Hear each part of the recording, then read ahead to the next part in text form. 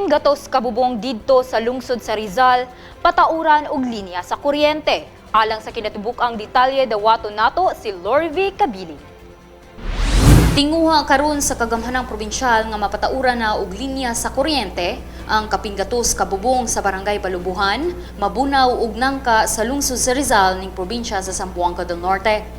Aron sa pagtudlo sa mga gikinahanglang dokumento niini, gipahigayon kaniadtong Setyembre 25 ning tuiga dito sa Barangay Nangka ang panagtigom sa mga ulo sa matag pamilya diin kini gitambungan nila former Polanco Mayor Roberto Pinpin Uy Jr.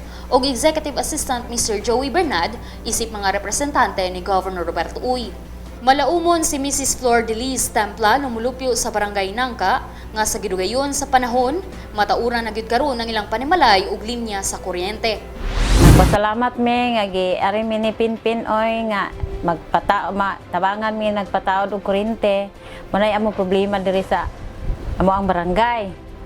Nga kana among kuryente dugay nakaiming wala mi kuryente. Pasalamat po ko ni Tata Campos nga siya mo hing follow up dito sa probinsya sa nilang Pinpin oy. Ni Governor ni Mambilen nga matauran mi dire mao nang giari mi kanina. Seminar may parang matauran may kuryente. Nga walay gasto bisag piso.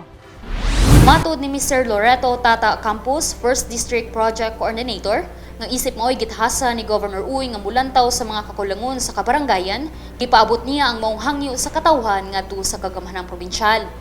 Gipaambit niya nga padayon ang papaabot og proyekto sa kagamhanang probinsyal sa primero distrito ning probinsya sama sa pagsemento sa kadalanan, pagtukod og covered court, patubig og eskwelahan, ingon man padayon ang paglugway sa programa nga igbo alang sa kapanginabuhian sa katawhan. Malipayon kayo ang mga katawhan dinhi sa tulo ka barangay dinhi sa Nangka, Mabunaw ug Balubuhan nga sila mismo miduol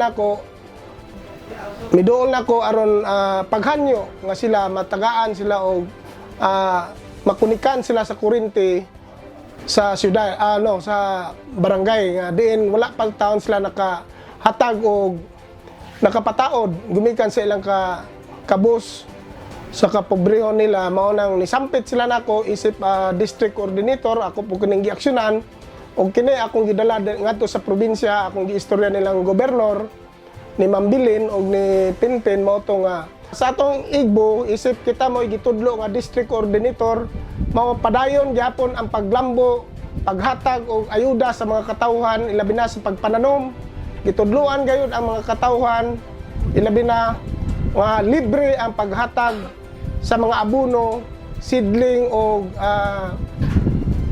libre usab nga pagpa-traktor sa kayutaan nga diin ang gustong gustong mo membro sa igbo. Gani karon ang probinsya nagatutok gayud sa mga katawhan sa pagtabang ilabi na atong mga kabos nga diin nagkalisod in town sila sa ilang adlaw-adlaw nga panangabuhi. Katawhan sa Zamboanga del Norte magpabiling updated sa mga pinakaulahing kalambuan ning atong probinsya. I-like ug i-follow ang among Facebook page ug mag-subscribe sa among YouTube channel. Kini si Lady Mary Luya alang sa Zamboanga del Norte Provincial News Network. Ang dapig sa kamatuoran, duyog sa kalambuan.